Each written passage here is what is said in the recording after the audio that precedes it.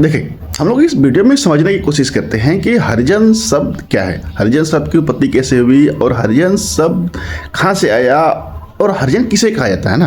देखिए, मैं पहले आपको डिस्क्लेमर दे रहा हूँ, हम लोग बस इस वीडियो में हरिजन शब्द को समझने की किसी मतलब कोशिश करते हैं। किसी जाति मजहब पंथ से मुझे कोई रिलेशन नहीं है, मैं सब जाति मजहब का रिस्पेक्ट करता हूँ ना। बस हम इस वर्ड को समझने की कोशिश करते हैं कि हरिजन शब्द कहाँ से आया और ये मतलब किसे कहा जाता है। देखिए पहले क्या होता था, बहुत पहले ना, पहले बाल विवाह होता था। बाल विवाह बहुत छोटे उम्र में ही विवाह हो जाता था।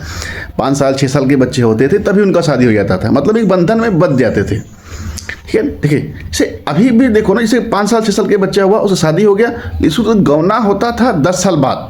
10 साल बाद मतलब जैसे एक बंधन में बंध जाए ना, ये होता था कि ये दोनों मतलब लड़के लड़की बंधन में बंध जाए, और गौना होता था 10 साल बाद। गौना का मतलब ये होता है कि शादी में लड़की का विदाई नहीं होगा ना, विदाई होगा गौना में। गौना जब 10 साल बाद होगा तब विदाई होगा लड़की का।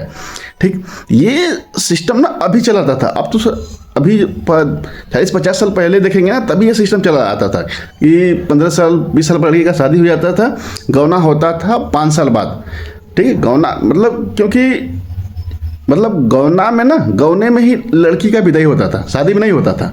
एक बंधन है सिर्फ बंध जाता था। ठीक है, तो पहले क्या होता था, पहले बहुत छोटे उम्र में बच्चों का शादी हो जाता था। तो शादी हो जाता था तो क्या है, मान लीजिए कभी मतलब जो बच्चा डेथ कर जाता है, जैसे शादी हो गया, बंधन गौना हुआ नहीं है और बहुत छोटी उम्र में हो जाता था शादी, तो जो बाद में क्या जब सही उम्र आया तब से उससे पहले ही अगर कोई बच्चा डेथ कर गया, कोई लड़का अगर डेथ कर गया, तो अब वो लड़की रह गई। अब लड़की पहले विधवा पुनर्विवाह होता नहीं था, विधवा हो गई एक तरह से, अब उसका विधवा पुनर्विवाह होता नहीं था।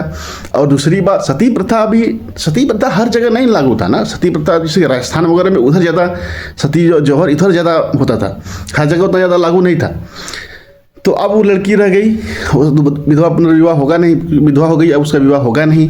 ठीक है, तो अब धीरे धीरे जब ग्रो होती थी तो अब बायोलॉजिकल फैक्टर्स होंगे। ठीक है, तो क्या होता था ना, जैसे उन लड़कियों को ना, जैसे वो लड़की जो बच जाती थी उनको क्या किया जाता था कि जैसे मंदिर वंदिर होता था ना, तो मंदिर में मतलब उनको पूजा पाठ के लिए मतलब काम पे लगा दिया जाता था कि पूजा पाठ के मतलब मंदिर को धोना वगैरह इस सब के लिए। तो उसमें क्या होता था, जब लड़की जब ग्रो करती थी ना, तो वो मतलब जो पंडित पुरोहित होते थे और फिर गांव समाज के लोग जो ऐसे ऊंचे वर्ग के होते थे, तो उस पर गंदी नजर डालते थे। तो उससे मतलब जब उस बच्ची को लड़का वगैरह होता था, बच्चा होता था ना, तो उस बच्चे को ही कहा जाता था हरिजन।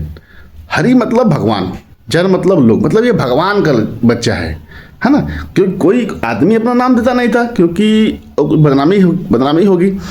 हाँ, कोई आदमी अपना नाम देगा नहीं क्योंकि बदनामी होगी। तो उसी बच्चे को कहा जाता है कि हरिजन है, मतलब ये हरिजन है, मतलब ये भगवान का लड़का है।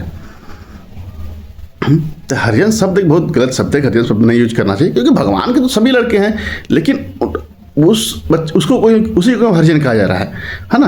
तो वो देखिए, इस बात को, हरिजन शब्द को गांधी जी ने भी प्रमोट किया था, लेकिन बाद में उसको डिनाई किया गया। हरिजन शब्द एक गाली है, हरिजन शब्द कोई शब्द नहीं है। आप किसी भी जाति के हो, धोबी हो, कुर्मी हो, जुल्हा हो, जो भी हो, किसी भी वाट एवर जो भी जाति हो, चमार हो, चमार कह सकते हैं, हरिजन नहीं। हरिजन एक शब्द की गाली है, हरिजन वर्ड एक गलत है।